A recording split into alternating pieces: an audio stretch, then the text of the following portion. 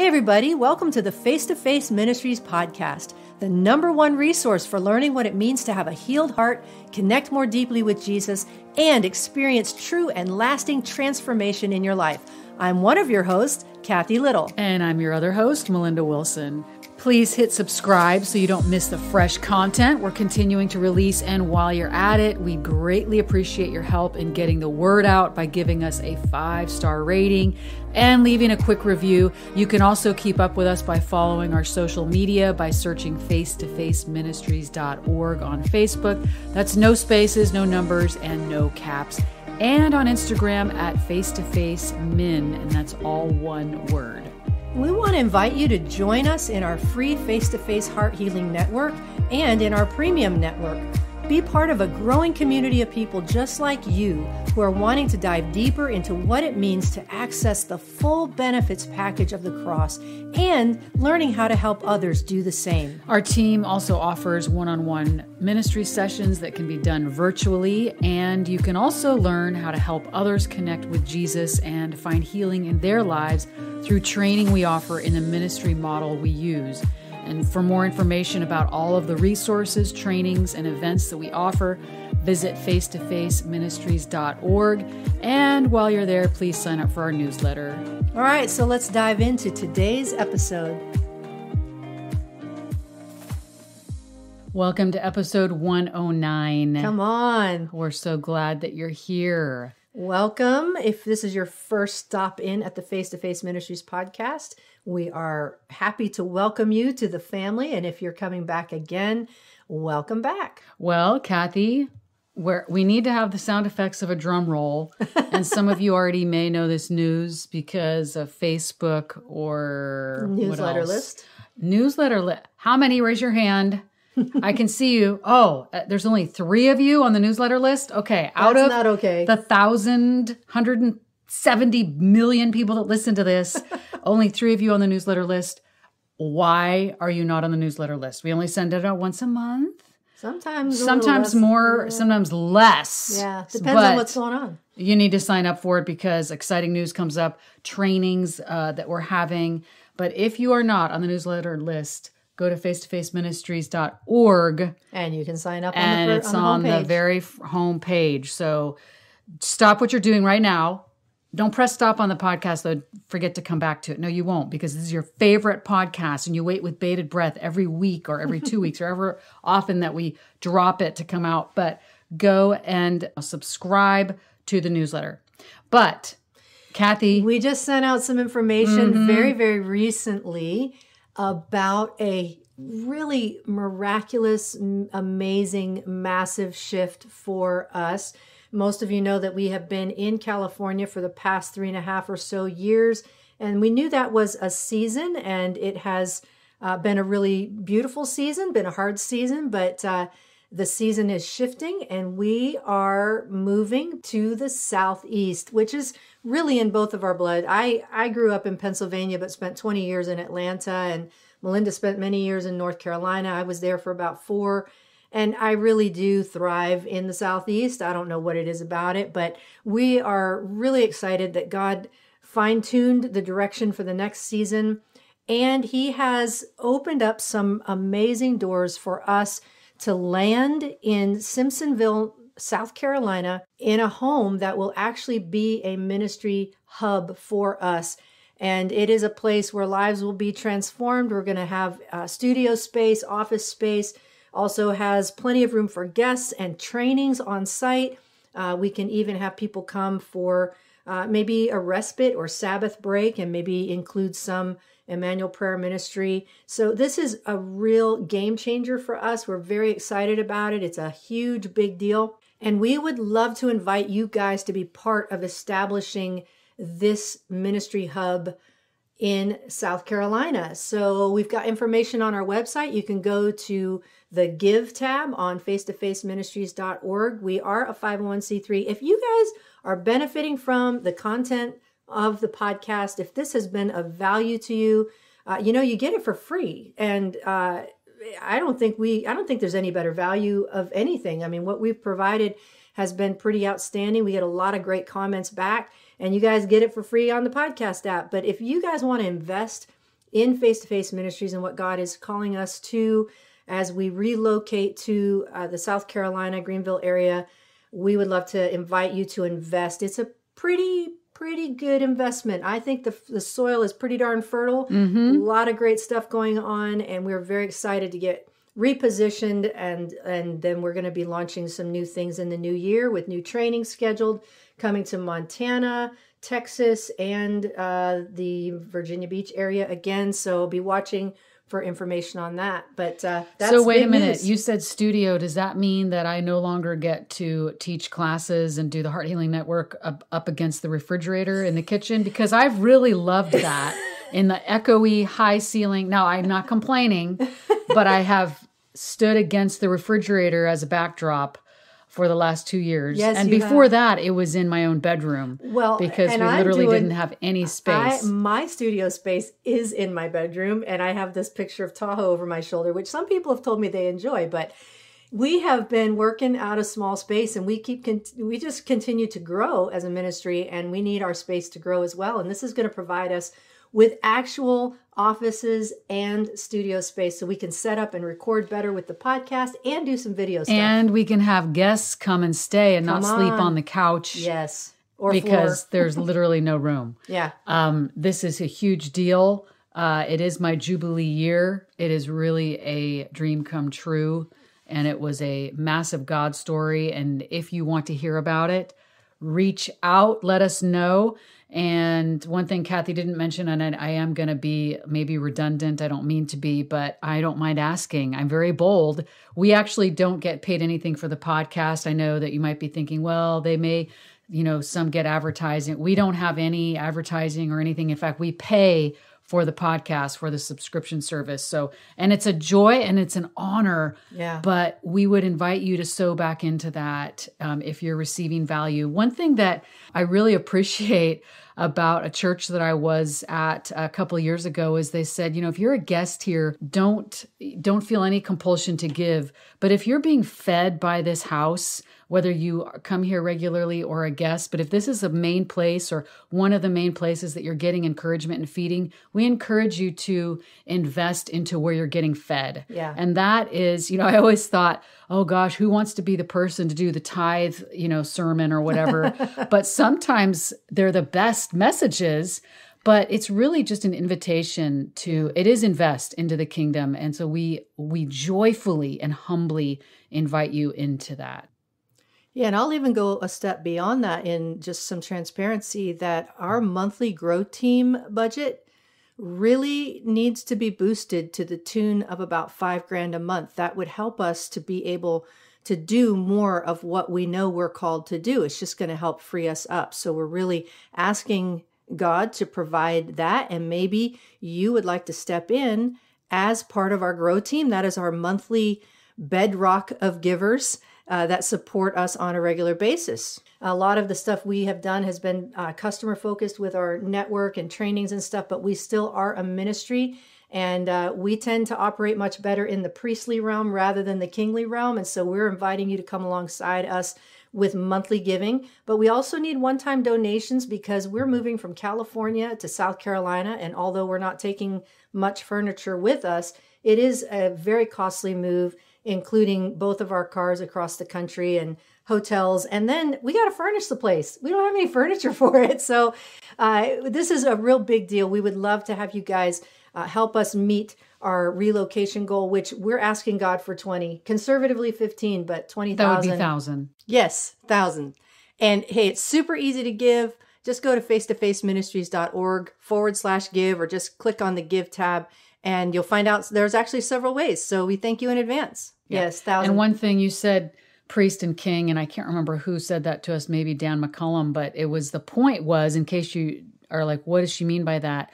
That we are first and foremost called to be ministers, priests, and kings, though, are the ones that are producing, they're the entrepreneurial type. And we've had to do that obviously in some sense, but our real passion and calling is to be ministers of the kingdom and not having to business model. How do we make more money? How do we trade time for money? And that's what it's challenging, y'all. And even though we've learned how to be entrepreneurial, neither of us have that natural wiring. Yeah. So, hey, listen, though, if you are a natural entrepreneur and want to come alongside us and help us in that capacity, awesome. It's just a challenge, like marketing and all of that. So we are looking for some help if you would like to help us in that arena of, hey, I love entrepreneurial work. I love raising money. I love marketing.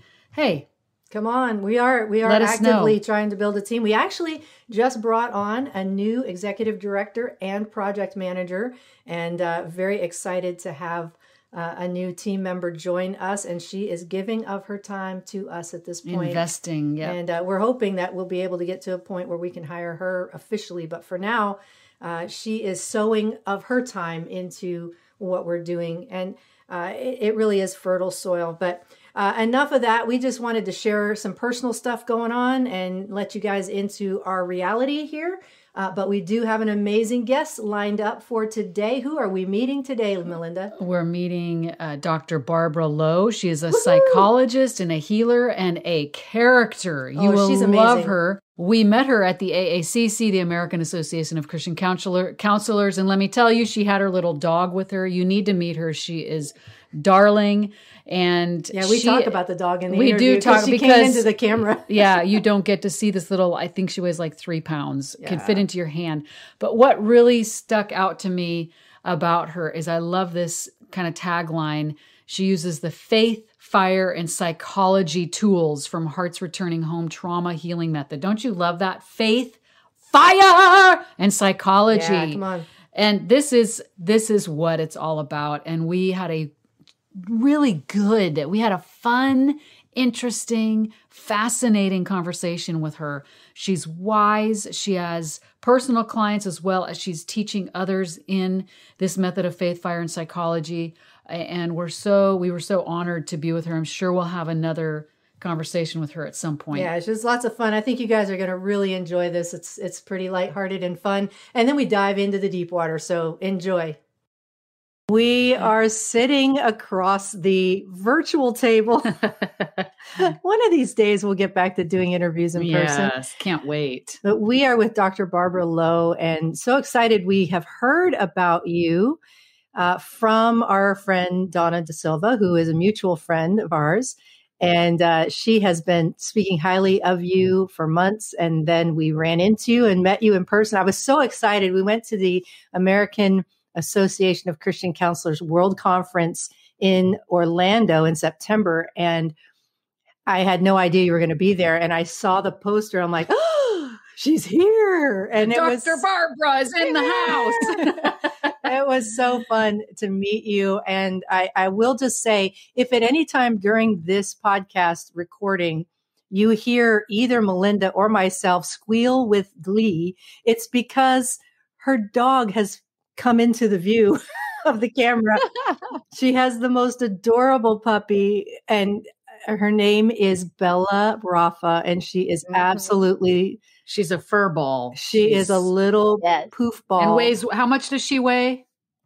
I think that she's still under 5 pounds because 5 pounds is how big she's supposed to get. But we both have naturally curly hair. And so we're like Sally from the Peanuts, my naturally curly hair.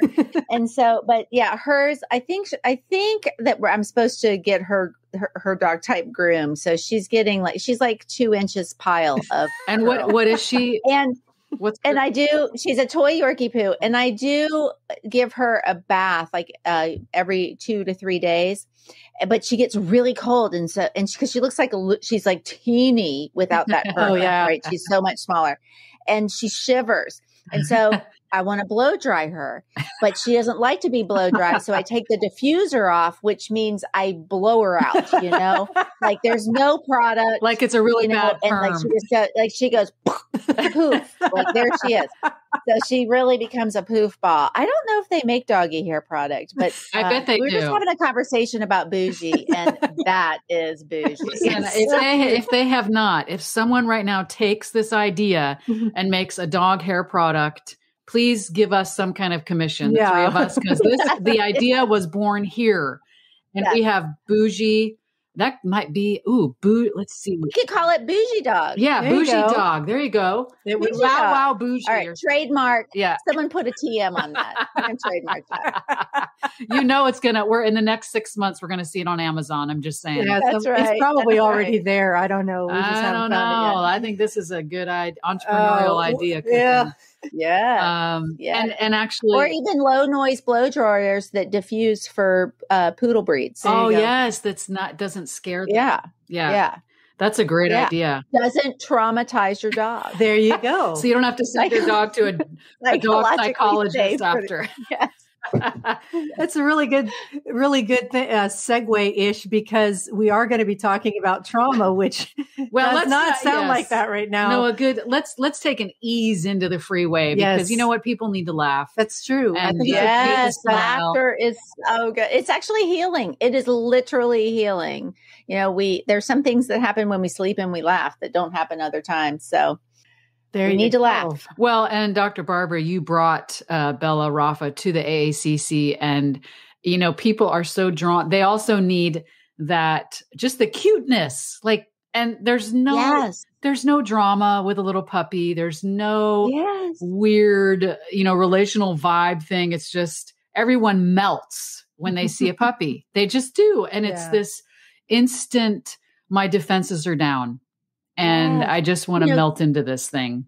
Yeah. And that's related. That can be related to, here's our ease. I love it. But that can be related to trauma, because the first stage of trauma healing is safety and stability. And, we don't go right in for the root unless the Holy Spirit very clearly tells you go for it. You don't, because you establish lots of safety and stability so that you don't re-traumatize people.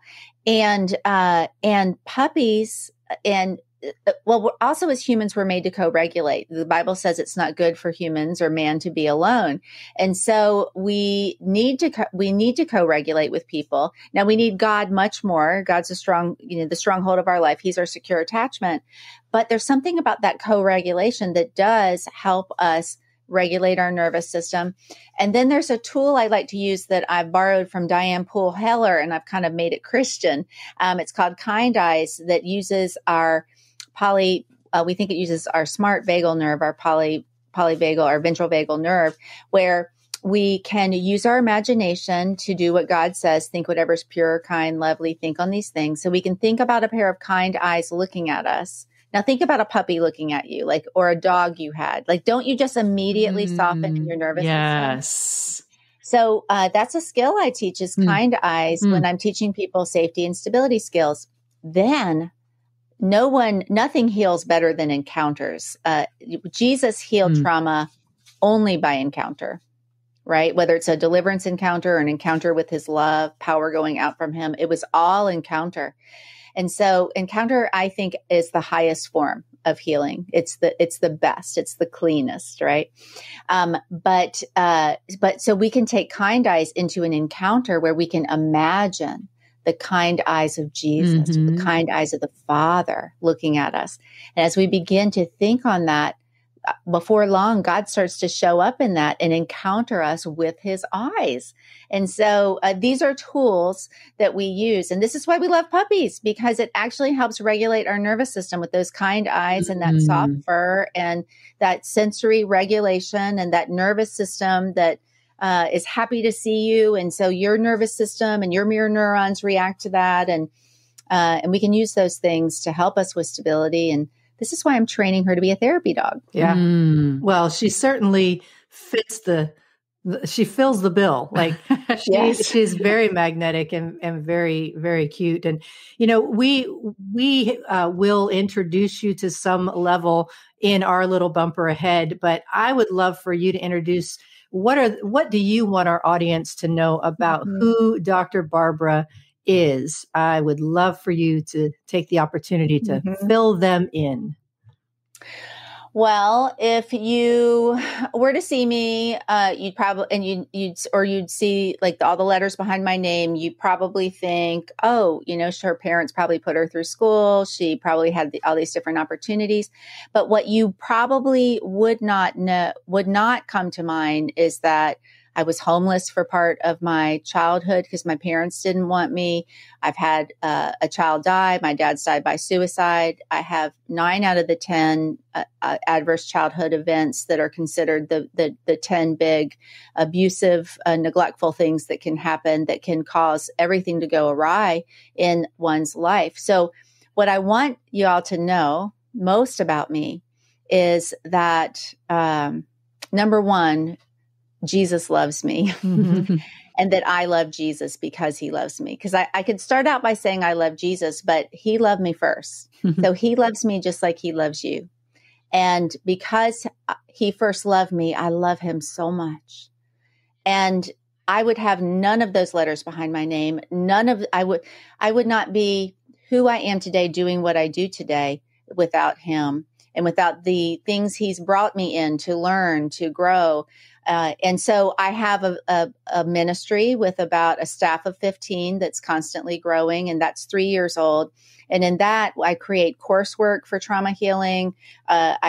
We've started doing my coaches coach. I have about 6 coaches now doing what we call wholeness coaching or heart coaching that take people through the Heart's Returning Home healing process. I've written out a scaffolded, sequenced healing process that involves lots of different what I call faith, fire, and psychology tools.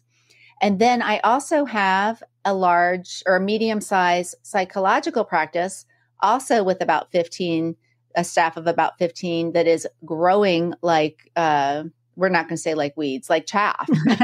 Wildfire. We're going to be biblical. We're going to be on the right side of things here. But, so I supervise, God's called me to develop that into a training center. God's also called me to teach people the Heart's Returning Home method, so that we can teach people to establish coaching skills that are not therapy, but coaching to help people, coach skills to help people heal from trauma and grow in wholeness. And so I basically spend every single day of my life helping people get whole. And I'm in the one-to-many model. And I'm the same person that used to be the girl who the pastors used to meet on. I'm going to tell you how I know this in a minute. They used to meet on to say, what are we going to do about her? Mm. Because they had never pastored anyone as broken and hurt and who didn't know how to people like me. I didn't know how to people. I made scenes. I mean, I was a mess. I couldn't stop crying. I would get triggered and run out. And y'all, I do know that they had those conversations because I actually married one of my pastors. So I know about all the conversations. Other pastors, I've heard it all now. So what I want to say is, the healing process works. And I love to talk about clean psychology rather than dirty psychology where we don't look to the self, but we go through the cross of Christ and we live the higher life. We die to the lower life. And then we can look at psychology tools that work because we're not trying to find truth in the self. We're not trying to figure out what like my gender is or what my, we're not going outside of those ancient boundary stones because we're laying down what needs to be laid down and looking to God. And then we can apply some psychological tools.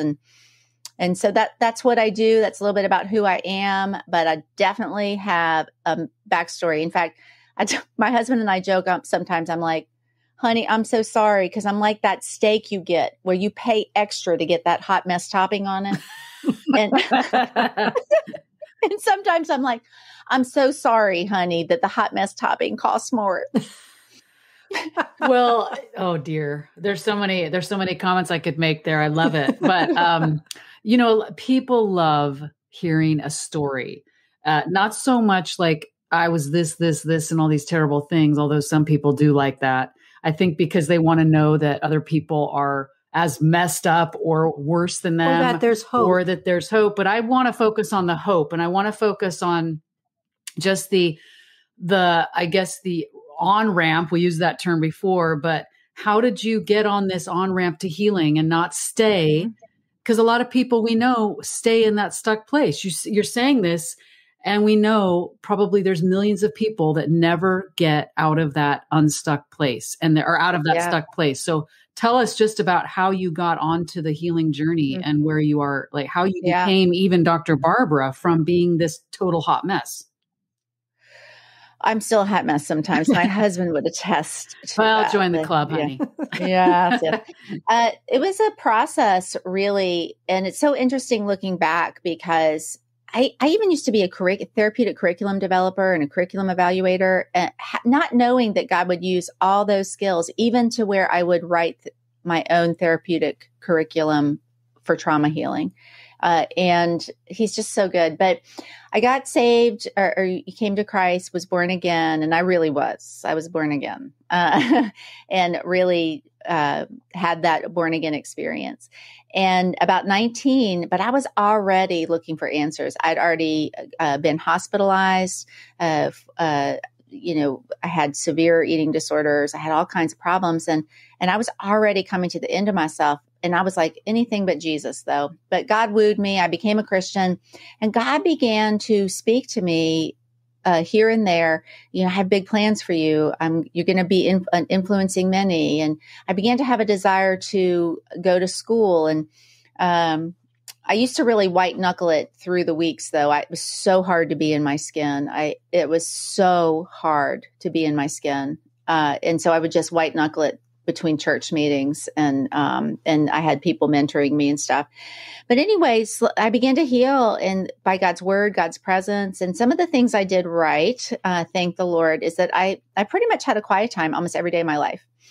So I've spent time with the Lord, or whatever you're going to call it, devotion, time with the Lord in His presence. I learned early on to cuddle with Him and just, to spend time just cuddling up in His presence. I love the Word of God. I meditate on the Word of God. I've made mistakes. I married two men who were what we would call truly avoidant in their attachment style, and they both left me with huge betrayal. So, so it's not that I've done everything right. I still had to grow out of some cycles. In fact, when I first got together with Tim, I had to deal with panic attacks for being with an available man. So that's interesting. But God made a way for me to go to school, and I almost failed out of high school and ended up being valedictorian of college, which I thought I was stupid. I really did. And then when my first husband left me, I was like, well, I have alimony, and I wanted to stay home more with my kids, but I really felt like God said, you need to go to school, be a psychologist. And so it wasn't like this perfect road. There were mistakes along the way, but one of the things I did is I kept digging my heels in and praying the prayer, God, make this a beautiful place. And I kept obeying, because I want y'all to hear this. I'm talking to the listeners. I'm sure you guys are perfectly obedient, but you'll never out heal your obedience. You won't out heal your obedience. And often I've just done the things that God spoke, and not perfectly. I've made some messes, but often God speaks these things to us. Like you need to forgive. You need to inventory that. You need to look at your side of that. You need to go to therapy. You need to spend more time in my presence. You need to worship. So I went to school. I worked in the schools for a while as a psychologist, and my boss was like, Barbara, we love you. You do a great job, but why are you here? You just want to do too much, And so I ended up opening up my own practice. And then Tim was like, why do you have such a long waiting list? And I began to describe what I do, and I practiced a little bit on him, not as a therapist, but and he was deeply touched. He's like, you have got to put this in. You've got to get access to this. You've got to write a book or something. And so I started recording courses, and people started healing, you guys, without ever going to therapy. Even though I tell them, I want you to go to therapy while you're doing this. But some people are like, I can't afford it, or this or that. And they were healing. God was healing them. It was so exciting. So that's part of my journey. But I will tell you this, I'm not able to take people farther than I've gone. And so I've had to face my stuff. I really haven't. Probably my biggest fear was me. What was inside of me, my emotions, because I had fallen into so much pain so many times that I was so afraid of what was inside of me that I spent a lot of time running from it. And God really helped me to slowly face me and feel the feelings of my life. And you know what I found out? They're not endless. They do come to an end. Grief does come to an end. And you can have fun and take the edge off along the way. And that's what I teach my people to do. Well, I love what you said, that I can't take anyone farther than I've gone. And wow, that is something that we know and we teach and communicate. You cannot even, there's nothing you can do farther than you've been. You can't lead where you haven't been or where you're not willing to go. And so that is so good, and a huge argument or precedent or whatever for continuing your own healing journey and dealing with your own stuff so that you can be available and present and fully what you're created to be, like be walking more toward your own healing so you can lead others. That's so important. So much. Will you tell us about, because I was looking at your website and you mentioned it, and I love faith, fire, and psychology. And because I'm a fiery person, and that really kind of stuck out to me, and I'm like, I can't wait to hear what this is about. And I love that you're saying, because we've talked to a couple people about that, even just the combination of therapy and inner healing. And we've talked to a couple therapists, licensed professional therapists, that have started using some of what we teach in a manual. But I'd love to talk about the intersection of psychology and then the healing, but unpack a little bit, share with us faith, fire, and psychology, what that's about, and how you even came upon this thing of it. There's a lot of questions here, but you take it wherever you want, but you're a psychologist who also does the healing. So tell us about faith, fire, and psychology, and then however you want to share that with us. Yes. Well, I love the work that you guys do, and there's frequent overlap between sometimes my students and your students, by the way. But really, yes, okay. So faith. Well, let me back up and say that in my clinical practice, I'm a psychologist that can minister upon request. But in my ministry, I'm a minister that can incorporate psychology. And do incorporate psychology. And so to me, and I love ministry because I can just be like, let's all get saved right now. It's time to get saved, right? So I love that. I love just being able to be out front with Jesus. But really, so I can see people and help them with psychological tools. If they don't have a personal faith, they're not interested in that.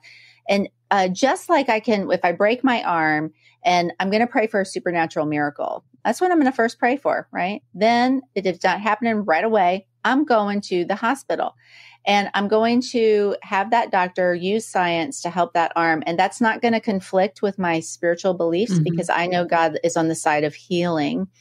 And then there are things we can do that are outside of the Bible to help us heal, just like we brush our teeth that is not in the Bible, but it helps prevent a tooth disease, right? So faith. So in the ministry side, and when people will let me on the clinical side, faith, you can work a lot of the layers of the human, but you're not going to get to that core layer. Something's still going to be crooked and out of whack unless you come to a salvation through Jesus Christ. God is very boundaried. He has excellent boundaries. He's like, there's one way to come to me, and this is the way. And he says his yes is yes and his no is no. This is the way. So we come to salvation through Jesus. And then in that, we know we have spiritual tools. We have, and we have the Word of God, and we have, we love the Word of God. And so faith is kind of like that entrance in how we get into not just eternal salvation, but relationship, being on the inside in relationship in the family of God with the Lord. He's in me. I'm in him. I'm seated in heavenly places. So I actually enter right into Ephesians 1, 2, 3, all those heavenly blessings. Boom. Shakalaka, I'm there. Like you think I'm here, but I'm there. And you think Jesus is there, but he's actually here. We're both here and there. I'm in two places at once. I mean, that we have tremendous access. So all of that. And then I love talking about fire because that's the encounter. God encountered Moses. He was a fire. So when I talk about the fire, it's that encounter with the Lord. It is, and it's when we're in the fire, he's in the fire with us. So the fire is another word for me for encounter, because God is a real, living, active God outside of time, and he inserts himself into he's in time with me, but he's also outside of time, and he can go back into my past and prevent the harm of my past, according to Psalm 139:5, the Passion Translation. And so there's this fire. Jesus was always showing up before his timeline in the Old Testament, and Jesus still shows up in my life, right? Encounters heal. And so that's the fire. And then psychology. And with psychology, I'm again talking about what I call clean psychology, not dirty psychology, where we interpret research based on what the self wants, right? This is when we get into trouble with defining like our identity outside of how God defines it. And so clean psychology. And so when we lay down ourselves, see, the enemy always impacted people in their thoughts and their feelings. So if I feel like I'm something different than what I am or how God identifies me, that's no different from how enemies always attacked people. And so clean psychology. And then I can look at how parts works. I can look at, for internal family, I have some training in internal family systems. Then I can look at how EMDR works. I'm trained in EMDR. Then I can look at how somatic experiencing techniques work. I'm a somatic experiencing practitioner.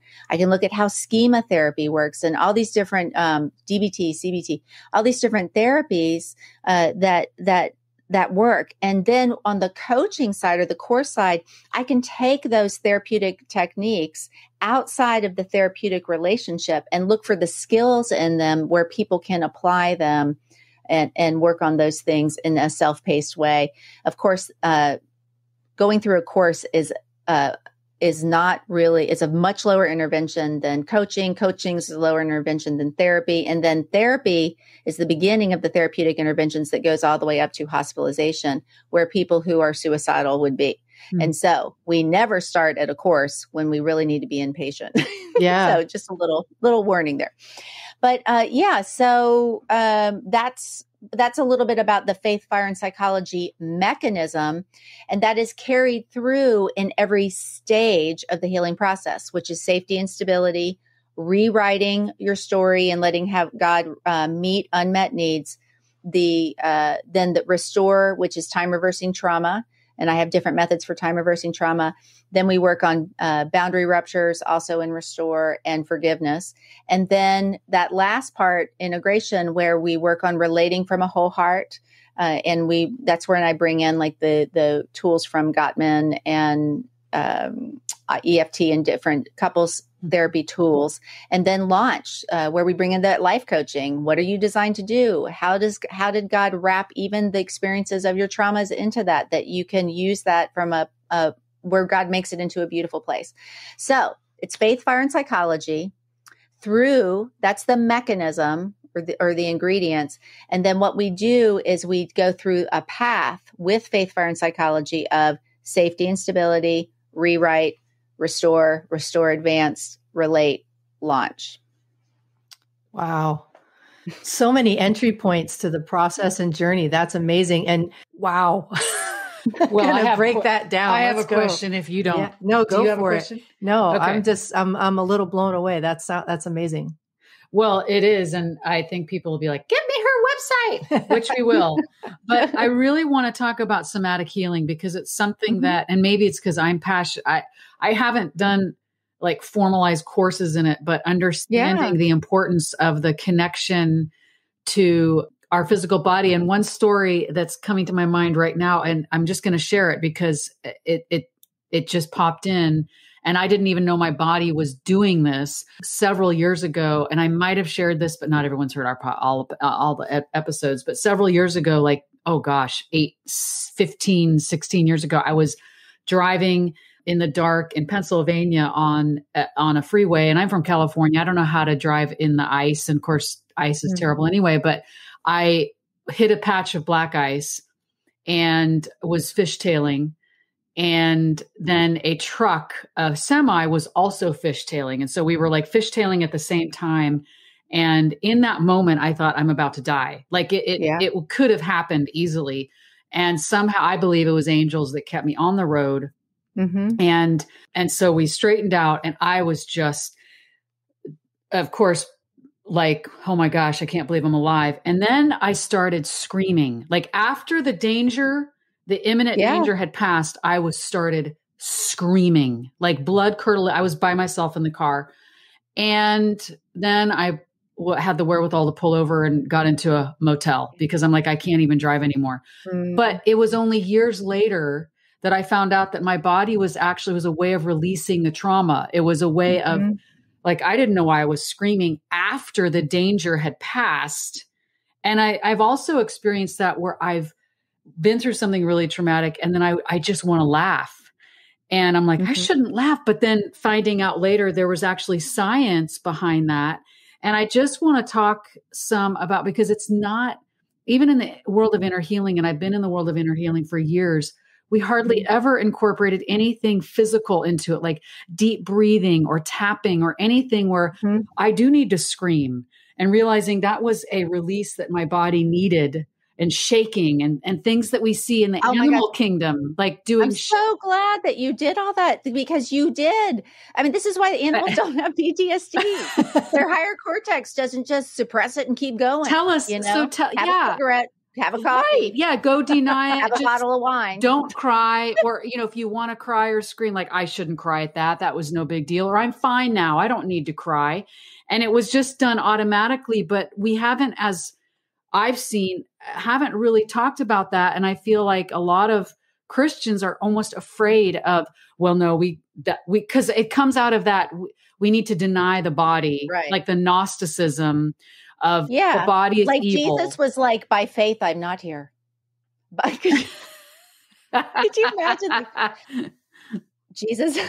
I mean, that would be so weird, right? Yeah. Jesus was actually fully present in his body. Yeah. Well, can you talk about some like somatic healing and how to, beyond how that pairs with like inner healing or psychology, the physical things that we can do? Yes. So we're talking about mechanism of change, and there are lots of different mechanisms of change. And I think all three of us love encounter, and we think that that's the highest encounter with God, with angels. We were talking about angels, with God's kingdom. That's what we love, that kind of encounter. But there are other mechanisms of change too. CBT thinks it's changing your thoughts. I think that's not my favorite mechanism of change, but changing your thoughts is important. The Bible talks about that.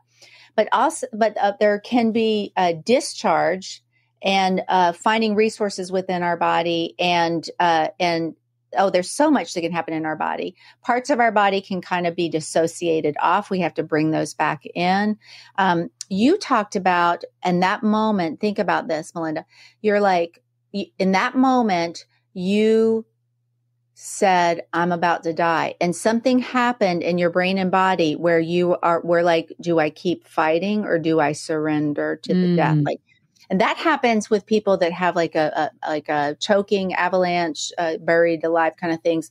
This kind of, do I keep fighting? And sometimes people can get stuck in that in their body. And after that, they walk around, you see people stuck in like a freeze where when we have these psychiatric diagnoses where people go comatose, that's actually the body telling the story of what is going on. There is a parasympathetic freeze that people are in, left over from trauma. But yeah, animals in the wild, like, I don't know if you've seen the polar bear video I'll share it. I'll send it to you guys. You can email me and I'll send it.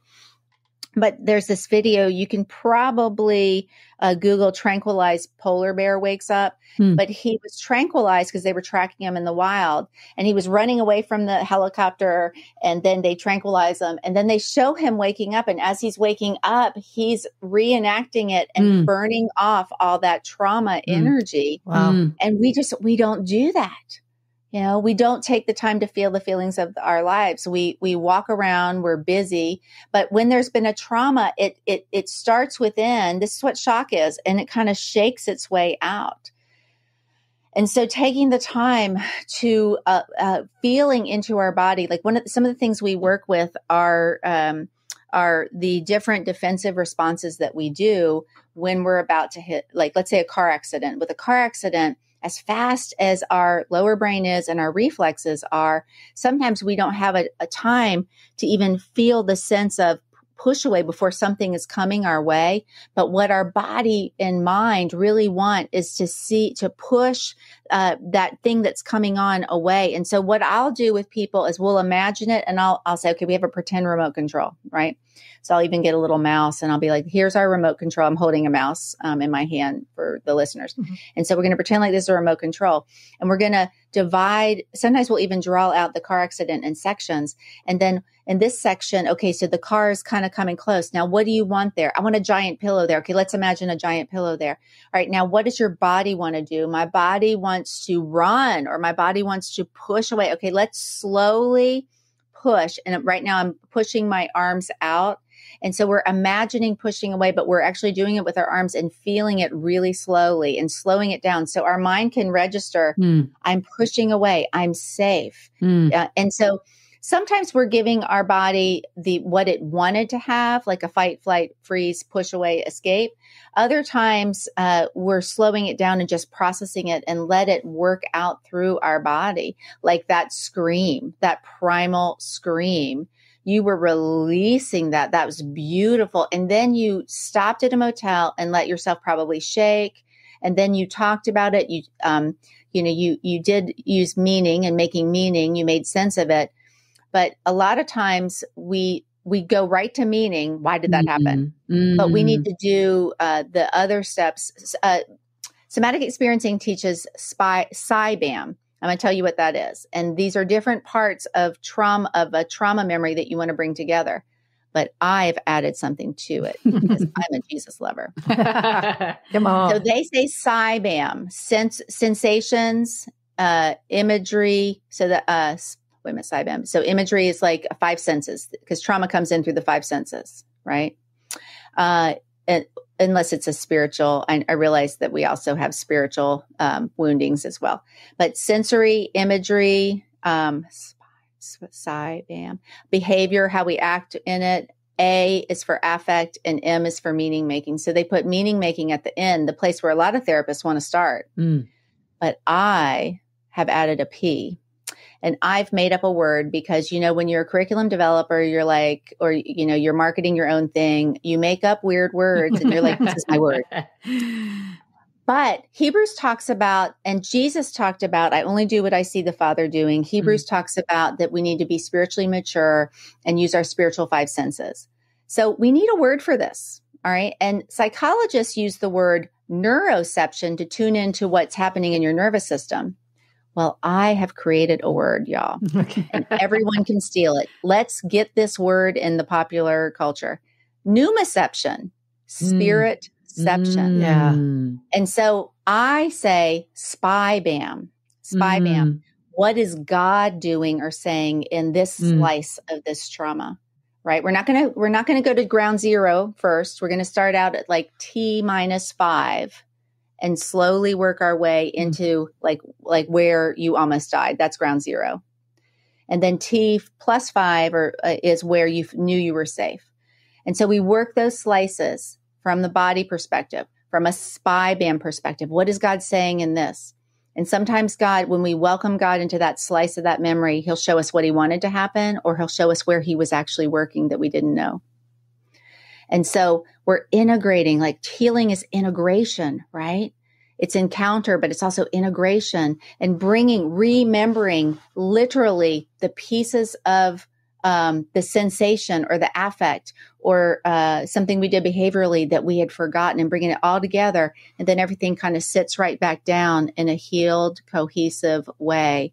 And it's expressed, it's discharged, and we've encountered the Lord in it as well. So I love bringing together lots of mechanisms to change all at once.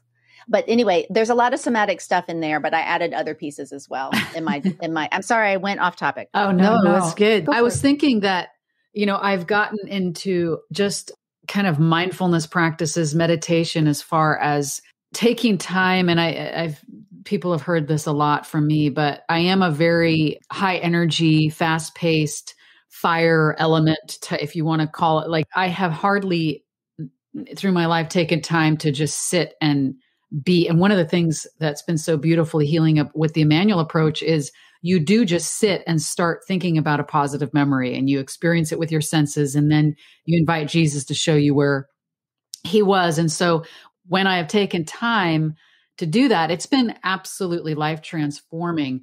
But I want to, because this is popping into my mind too, so I'm going to say it. I've done a lot of deep breathing, just sitting and deep belly breathing, as I've heard it called. And I've started incorporating that into even my training, into my teaching in the inner healing model of Emmanuel approach. And sometimes, and I know I'm not the only one, that when I actually take time to do deep breathing, I tap into some emotion, and I'm not even thinking about anything. I'm not thinking about some painful memory. I'm merely taking 5 minutes or 10 minutes to do deep breathing. And sometimes it taps into emotion. Like, I want to cry. So, and I let myself, and usually though, I love that you're talking about meaning, because we want to assign meaning to something. So, why am I crying? Why do I feel like crying? There's nothing. I'm having a great day. I have a great life. I'm sitting here doing this breathing. I'm not going to cry. And I have given myself permission to just cry. Obviously there's some it's unprocessed. So yeah. Tell us why would that happen? And I think people are even afraid of the stillness because they're afraid to feel something that they never gave themselves time to feel even 20 years ago. So I think you're processing the feelings of your life, and I think it's truly beautiful. And here's what I think is happening is that you ride high. I ride high too. I'm a visionary, clearly, and I'm a go-getter. And it's probably saved my life in some ways. But so you're riding high on that sympathetic nervous system charge, go, go, go. Your amygdala is going off, and then you sit and you settle and you take those deep breaths. Well, we know that we can't directly change our feelings, our emotions. And there's nothing wrong with emotions. God made them. God has them. Mm-hmm. And emotions aren't bad or good. They just are. It's what we do with them. And so, but we can change our physiology. We can change our thinking, and we can change our behaviors. And those things can impact how we experience emotion. Anyway, so you're riding high on the sympathetic nervous system. You have extra cortisol, epinephrine, that fire element, right? And there's nothing wrong with that. But then you take the time to do deep breathing, which automatically brings some of that parasympathetic calm. It brings a natural, good, healthy break for you. And as you do that, and you're not riding high, the feelings of your life kind of come up, and you're taking the time to feel them because you're not in that sympathetic nervous system drive. And that is beautiful. And it's probably nothing more. We don't need to make meaning out of it, because tears are a way of discharge. Sometimes coughing is discharge. Sometimes burping is discharge. Sometimes even grosser things, And so, sometimes shaking is discharge. Do we have to make meaning of it, or is it something moving out and through our body that we're experiencing the feelings of our life in some ways that animals are smarter than us at a nervous system level. Right. They're not thinking about why I should or shouldn't do this, or what it might look like to other people, or I shouldn't cry here because I'm out of control, or all of those things. And this might be too personal, but I'm sharing it. As you were talking about epinephrine and cortisol, I just recently had a hormone test done, and I was actually pleasantly surprised that my cortisol and epinephrine levels are normal. And I was like, wow, because I do run at that high, like just passionate, deep feeling. But I believe they're normal because, I eat healthy, but also because of my time that I've taken to sit and be still, even if it's 5 minutes, and just to be aware of, what am I feeling right now? Like, what is going on in my body? So good. And so good. Yeah, so it's just, I love that you mentioned that. And I love what you're doing, Dr. Barbara, because we as Christians, I think maybe you can shed other light, but we really haven't focused on the body. There's been a fear, I think. Do you think that I'm, or is that the wrong word? No, it's completely true. That we're afraid of the body, and we think, we're afraid of, we're afraid of the past. We're afraid of the body. We're afraid of where it'll take us. And oftentimes we're Christianizing, honestly, we're Christianizing, a trauma, lifestyle, because we're afraid of the body, because we're afraid of where the body will take us, because we've not listened to the body and the emotions of the body. We've tried to deny it. We've tried to squelch it. And so we know that there's some powder keggy stuff underneath the surface. But if we titrate it and just take, like you're doing, 5 minutes a day and check in, what am I feeling? Because feelings are actually communication. Our feelings are talking to myself. So if my feelings are talking to myself and saying I'm feeling down, then I do need to have wisdom in how to handle that. If my feelings are saying I'm feeling down, maybe I should end my life. Okay, no. I mean, we need to have some wisdom. That is not wisdom. I still have breath. I still have purpose. That's the devil or whatever. But if my feelings are saying I'm down, maybe I'm working, and then we begin, why am I down? Am I working too hard? Do I have unprocessed trauma? Like my first marriage, I literally married someone who did not love me.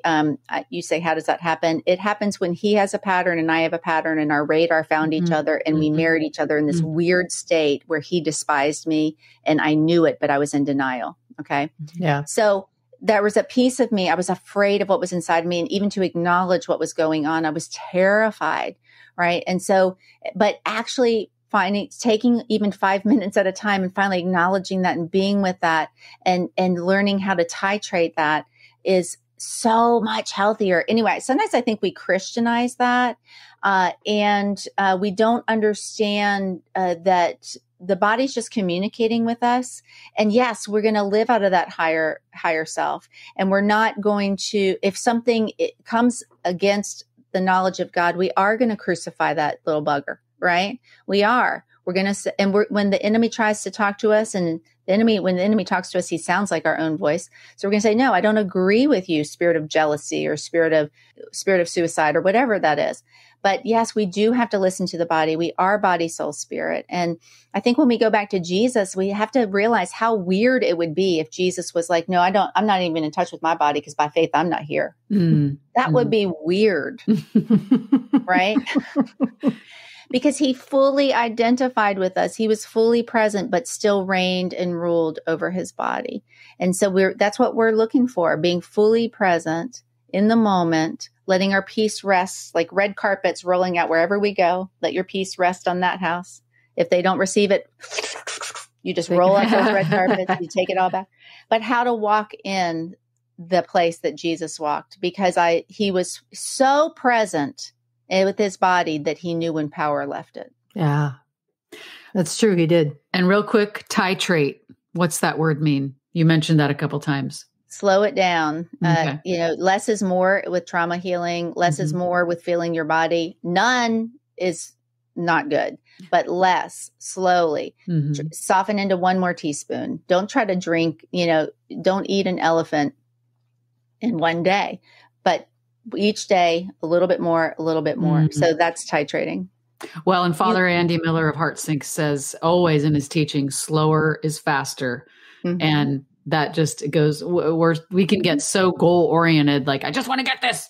And I just love what you're confirming on so many levels. Yeah. I feel like we could continue our conversation forever, but we are pretty much out of time for today. But I have a feeling we'll do this again and revisit. But I would love for you to share with our audience how people can find what you are doing, find out more about you, find out about your things that you have available, your resources and all of that. So how would they find you? Sure. Well, you can always go to drbarbaralowe.com, and I have stuff on the website there. If you want to get on the wait list for my course, it opens up a couple times a year, and you start at Stability. You can go to heartsreturninghome.com. And I'd love to offer a freebie where you can go to drbarbaralowe.com/self-care and get some of these, just 10 tools for self-care that are faith, fire, and psychology, where I do integrate in all those pieces. It's just a quick little ebook. So drbarbaralowe.com/self-care. And that's LOWE. It is. It is. Yes. Yeah, we'll put it in the show notes too. But that's awesome. Thank you for making that available. And where in the country are you located?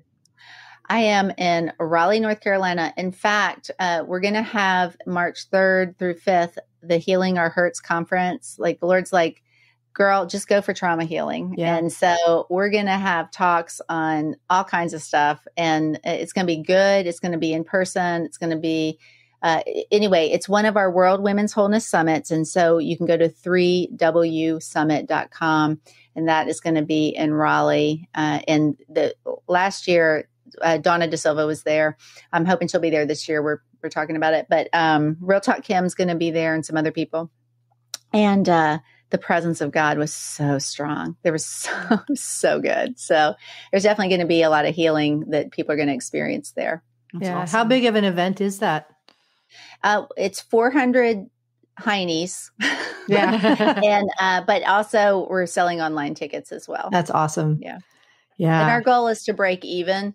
Yeah. Because it takes a lot to produce all that. So, and to see people's lives healed, because we're all these wonderful harvesting machines, and we want to see y'all healed and full and being used. Yeah. Yes. Thank you for being part of the army of heart healers with healed hearts and healing hearts, where I say that healing as in we're all in that process of healing, but Absolutely. Thank you for being one that is not only in the army, that's our mandate, but you are also equipping, training, and sending out others. So we just honor you.